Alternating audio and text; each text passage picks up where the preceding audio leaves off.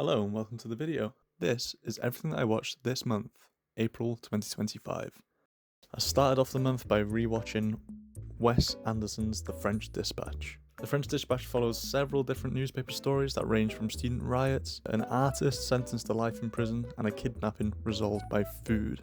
I find that a lot of time when it comes to Wes Anderson films, people will either love them or hate them. I find that he's quite like a Marmite director these days, especially some of his newer films. But for me, I think, especially out of all his newer filmography, I think The French Dispatch is a really great film that stands out. The film really just pays homage to the art of storytelling itself, and I think it's really great having all these different stories compiled into one movie and still feeling cohesive. Like I said, I really do love all of Anderson's projects, and The French Dispatch is definitely no exception. I gave this a 4.5 out of 5. So next up, I found that all my Twitter feed was really filled with this Studio Ghibli AI generated slop at the beginning of this month. I really thought it was only right to escape these quote-unquote AI artists by watching an actual Ghibli film itself. I think when it comes to Ghibli films, the decision on which one to watch is always really difficult, but one stood out to me on this particular occasion because I found a lot of people responding to the AI images with the quote from Porco Rosso, "I'd rather be a pig than a fascist." Although, definitely don't think this is one of the best Ghibli films out there, especially Miyazaki's films. I do find it really charming and a really great critique on war, which we'll definitely come back to later on in this video. I gave this a 4 out of 5 on this rewatch. Next up was my first trip to the cinema this month, and that was to watch a Minecraft movie, which was on opening night. This was an interesting one. The atmosphere in the cinema wasn't really something I'd seen before, except for maybe when I'd seen like a Marvel film on opening day. The crowd was really involved in this one. I didn't quite have the screaming and popcorn throwing and chicken jockey business that a lot of people have seen to have had at the cinema. There's just a lot of clapping and cheering and laughing. Just everyone was just really engaged in this film. I can't really honestly say too many positive things about this film. I didn't really think too highly of it.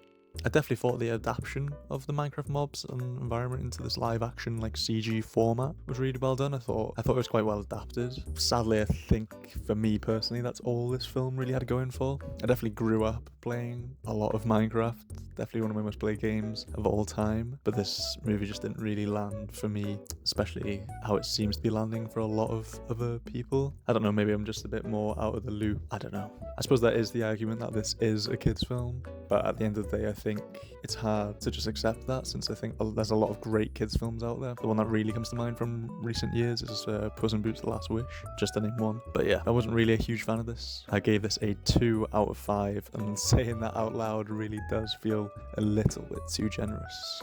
After the experience that was the Minecraft movie, I had to take a little break from watching, well, anything really. But eventually, when I did find myself watching a movie again, I did find myself watching a film that I missed last year, which was Jesse Eisenberg's A Real Pain. During the awards season, I found Kieran Culkin really sweeping up a lot of the supporting actor awards, and I kind of thought surely it couldn't be that great, but now that I've seen it, I get it. He is really great in this film. Jesse Eisenberg and Kieran Culkin are really great in this film. The film follows two cousins who are quite unalike, who travel to Poland to honour their grandmother, who had recently passed. We see tensions rise and fall over and over again between the two cousins during the journey through Poland. Both Culkin and Eisenberg's performances were really amazing, and I thought that it was paired very well with Eisenberg's writing and directing. I found the film ended up being very emotional but also very funny, just a really good mix between that. But yeah, I really love this film, and I will always have a bit of a soft spot for these sibling type relationships in films. I gave this a 4.5 out of 5.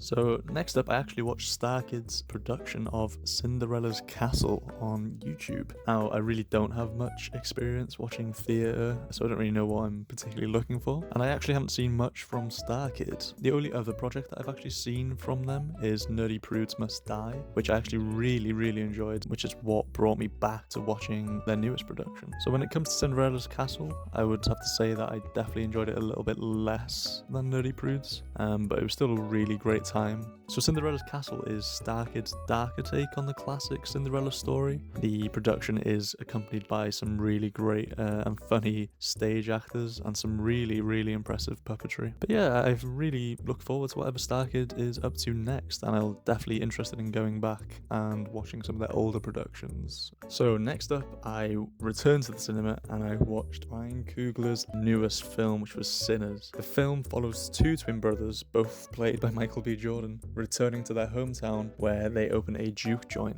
And on opening night, through the mysterious powers of music, vampires are summoned. I would definitely say believe the hype that you're seeing online.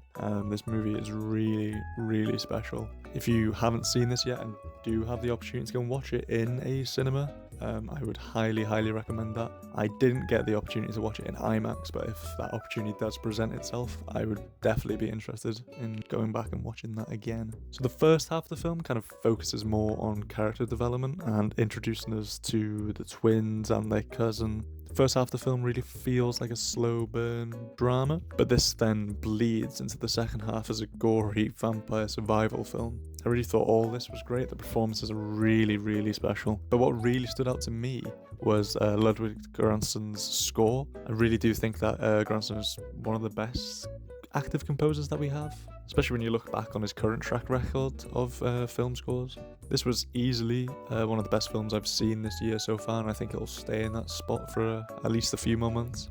I gave it a 4.5 out of 5. Also, as a side note, I really can't wait to see the scene plastered all over Twitter in a few months' time. Okay, so next up was Alex Garland's newest film, Warfare. The film follows a true story of a group of Navy SEALs on a mission in Iraq that goes wrong. Now, I will start off by saying that I'm not the biggest fan of Garland's recent work, but I did think this was one of his best since Annihilation. Definitely the most impressive part of this film to me was the sound design. You could really feel each bullet being fired and each explosion going off in the cinema. And then the decision to have a really limited score kept the film at like this constant tension. You really never knew what or when something was coming up next. Now, I can't really say I'm the biggest fan of these modern war movies in general. I always find that in these types of movies there's some sort of hint of glorifying war or promoting it. But don't get me wrong, this film is really horrifying, especially after the first half of the film. But maybe some aspects towards the start, and particularly the press tour for this film, kind of felt a little bit tonally off for me. But at the end of the day, maybe this is just a me thing. Maybe not a lot of other people feel like this. I'm not sure. I ended up giving Warfare a 3.5 out of 5. Next, I went to the cinema to watch a double bill. It is the one that everyone's talking about. It is this year's Barbenheimer. I watched Wallace and Gromit, The Curse of the Were-Rabbit, and followed that by watching Mickey 17. So to start this off, the Wallace and Gromit franchise is something that is very close to me and always will and always has been. So the opportunity to actually go to the cinema and watch one of these on the big screen was just a really huge pleasure for me. So Curse of the Were-Rabbit follows Wallace and Gromit as they take on the world of pest control. After an infestation of rabbits takes over the town, Wallace invents a method to rid the rabbits of their desire to eat vegetables. The plot thickens as a giant vegetarian monster threatens to ruin the upcoming veg growing competition. Although Curse of the Were-Rabbit is probably one of the weakest in the series, I still really love this film, and to be honest, I just really love taking any opportunity to see Wallace and Gromit in action. I think something that I took from watching this on the big screen was really getting to see all the little details. You really do get to notice all the craft that goes into making these claymation films. There's even parts in the film where you get to see the fingerprints of the artists behind the work. I gave this film a 4.5 out of 5. So next up on the double bill was Bong Joon-ho's Mickey 17. The film follows Robert Pattinson's Mickey, who becomes an expendable for a mission to inhabit a new planet. The expendable's job is to die and be reprinted over and over and over again. When Mickey 17 is presumed dead, Mickey 18 is printed out. To everyone's surprise, 17 returns home alive.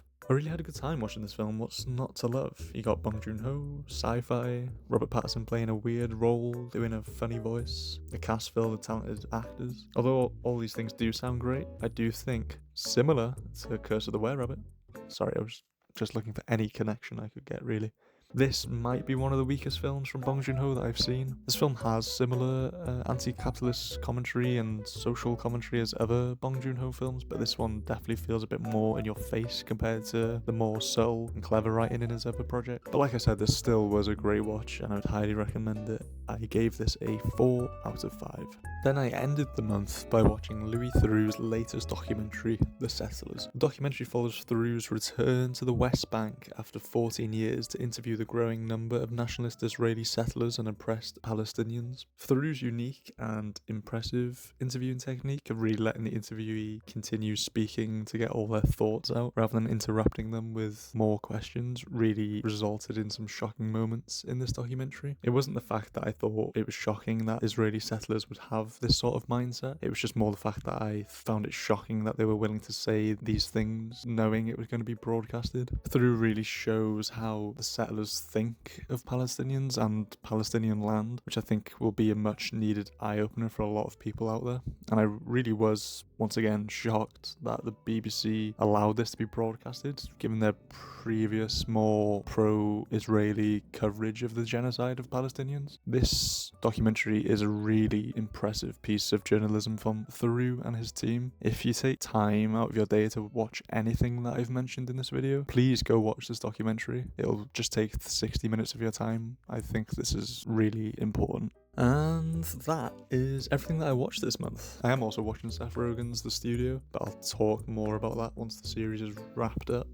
But for now, I'll just say that I am really enjoying it. But yeah, okay. Thanks for watching. If you got to the end of the video, please let me know what more you'd like to see from this channel. But yeah, okay. See you. Bye-bye.